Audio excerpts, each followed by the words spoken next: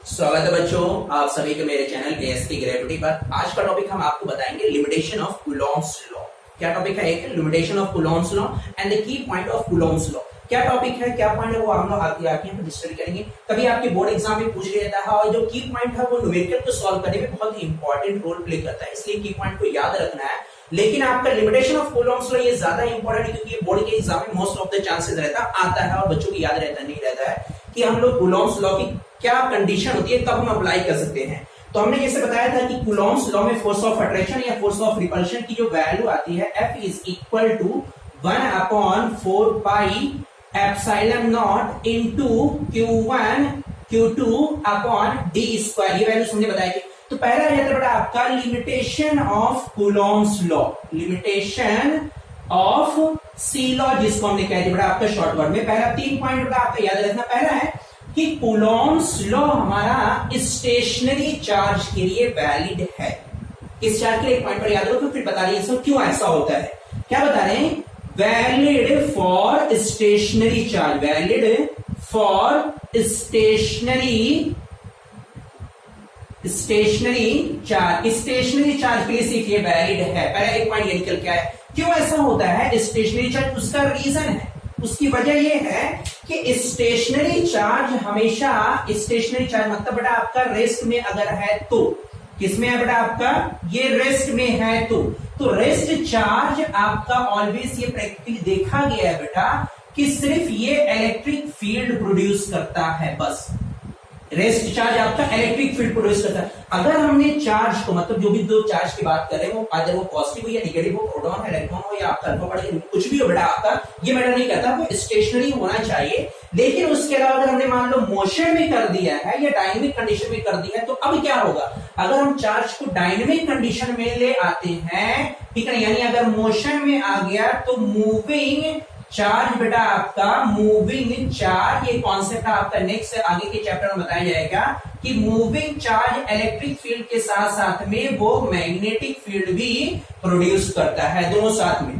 ठीक है ना। रेस्ट चार्ज आपका यानी स्टेशनरी चार्ज क्या प्रोड्यूस करता है? सिर्फ और सिर्फ इलेक्ट्रिक फील्ड, और मूविंग चार्ज आपकी क्या प्रोड्यूस कर देता है? Electric field and both magnetic field. इसलिए बेटा आपका कूलॉम्स लॉ सिर्फ वैलिड है स्टेशनरी चार्ज के लिए, मूविंग चार्ज के लिए वहां पे हम कूलॉम्स लॉ की बात नहीं करेंगे। दूसरा एक पॉइंट आता है बेटा आपका यहां से, दूसरा पॉइंट कि कूलॉम्स लॉ हमारा एक यूनिवर्सल लॉ नहीं है। फॉर एग्जांपल आपने पढ़ा होगा न्यूटन्स लॉ ऑफ ग्रेविटेशन में, F is equal to Newton's law of gravitation capital G m1 m2 upon d square. ये हमने पढ़ा हुआ है। ये यहां कहा गया है कि ये जो लॉ है ये पूरे ब्रह्मांड में आप कहीं भी चले जाइए, हर जगह ये वैल्यू आपकी इक्वल होगी, क्योंकि कैपिटल G की वैल्यू आपकी कांस्टेंट होती है, यूनिवर्सल कांस्टेंट होता है, जिसकी वैल्यू निकल के आती है बेटा आपका 6.67 इंटू 10 की पावर माइनस 11। ये वैल्यू आपकी निकल के आती है, ठीक है ना। तो ये वैल्यू आपकी कभी कम ज्यादा नहीं होती है, हमेशा वही एक बहुत माइनस सी वैल्यू है।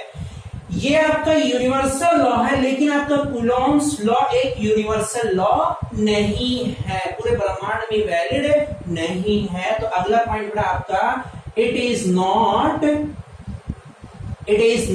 A universal law. दूसरा पॉइंट हो गया बेटा आपका। अच्छा, तीसरा पॉइंट जो इससे ज्यादा थोड़ा सा इंपॉर्टेंट है, एक आपका स्टेशनरी चार्ज, दूसरा आपका यूनिवर्सल लॉ नहीं है। तीसरा एक पॉइंट यहां से निकल के आता है, ये भी याद रखना बेटा आपका अगला पॉइंट तीसरा, कि ये पॉइंट चार्ज के लिए अप्लीकेबल है। कूलॉम्स लॉ हमारा पॉइंट चार्ज। अब ये पॉइंट चार्ज होता क्या है, किसे कहते हैं पॉइंट चार्ज? पॉइंट चार्ज का मतलब ये समझ लो बेटा आपका कि एक चार्ज जिसका डायमेंशन किसी दूसरे का चार्ज के कंपेयर में बहुत माइन्यूट हो। अब फॉर एग्जांपल हम कहें कि एक सैंड पार्टिकल, मतलब एक बालू का कण, एक बालू का पार्टिकल, ठीक है ना, उसका साइज एक घर के कंपेयर में कितना होगा? फॉर एग्जांपल मैंने समझा, समझ बेटा आपका। अब घर का डायमेंशन और एक बालू के कण का डायमेंशन, दोनों में फर्क रहेगा बेटा आपका।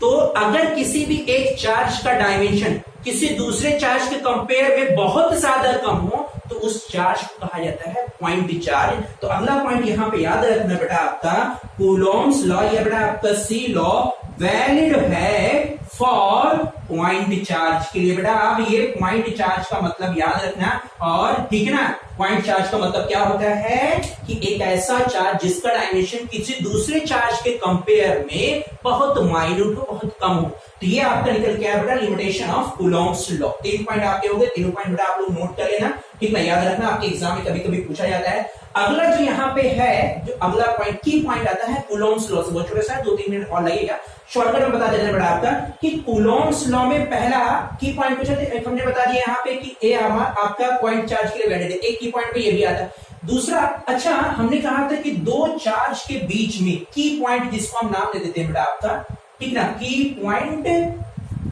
ठीक ना, कहां से, from C law, Coulomb's law से आपका निकल के आएगा। क्या है पहला पॉइंट आपका, देखो यहाँ पे कुछ पॉइंट है बेटा आपका, हमने कहा था कि दो चार्ज अगर है, आइदर वो पॉजिटिव है आइदर वो निगेटिव है, कोई भी, हमने यहाँ पे लाइक चार्जेस अनलाइक चार्जेस ले लिए, पॉजिटिव और निगेटिव, एक सर्टेन डिस्टेंस पे हमने रखा है, ठीक है ना, एक सर्टेन डिस्टेंस यहाँ पे डी।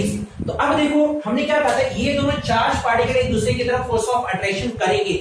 अब अगर फोर्स लगा रहे हैं तो दिमाग में ये भी एक बात आती है कि फोर्स बेटा आपका देखो इधर से ऐसे लगे, क्या ऐसे लगेगा, या उड़ के आपका ऐसे लगेगा, ये भी डायरेक्शन पॉसिबिलिटी है ना, फोर्स का डायरेक्शन कैसा होगा, ठीक है ना, ये पॉइंट आपको बता रहे।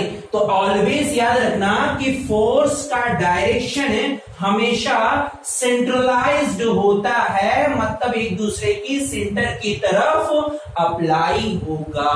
पहला एक पॉइंट बेटा आपका कि फोर्स ऑफ अट्रैक्शन या फोर्स ऑफ रिपल्शन हमेशा सेंट्रलाइज्ड होता है, एक पॉइंट ये निकल। अच्छा दूसरा एक पॉइंट आप क्या निकल के आया, पहला सेंट्रलाइज्ड होता है बेटा, क्या होता है, सेंट्रलाइज्ड होता है, ठीक।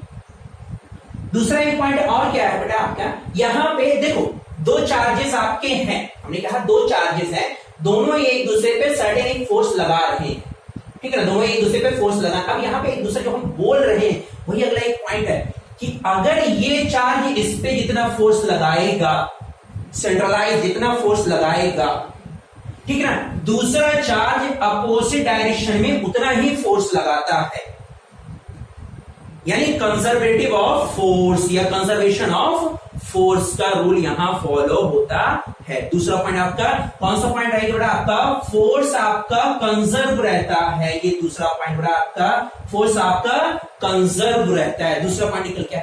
अच्छा तीसरा एक पॉइंट और है, 2-3 पॉइंट है वो याद रखो बेटा, इंपॉर्टेंट पॉइंट है कि अब यहां पे देखो जब इस जितना फोर्स ये लगा रहा है उतना ही फोर्स दूसरा चार्ज इस पे भी लगा रहा है। कुछ इससे टॉपिक याद रहा है कि एक फोर्स जितना लग रहा है उसी का रिएक्शन उसको मिल रहा है, कहां से आ रहा है ये, तो अगर याद करो Newton's third law of motion action reaction के ऊपर बेस्ड है बेटा आपका। यहां पे की पॉइंट में याद रखना कि कूलॉम्स लॉ आपका Newton's third law of motion को फॉलो करता है, एक्शन रिएक्शन, जितना इसने लगाया उतना ही इस भी लगाया था। ये तो कह रहा था बेटा आपका every action has equal and opposite reaction but they do not cancel two each other, ये टॉपिक होता है। तो ये पॉइंट्स बेटा आपके एक्शन और रिएक्शन लॉ का फॉलो होता है। 3 पॉइंट आपके हैं बेटा, ये कुछ की पॉइंट है याद रखना। एक और है जो सबसे ज्यादा इंपॉर्टेंट होता है, सबसे ज्यादा, और कंपटीशन वगैरह का जो है बेटा आपका कभी कभी यहां से सवाल आ जाता है, पूछ लिया जाता है कि आप ये बताइए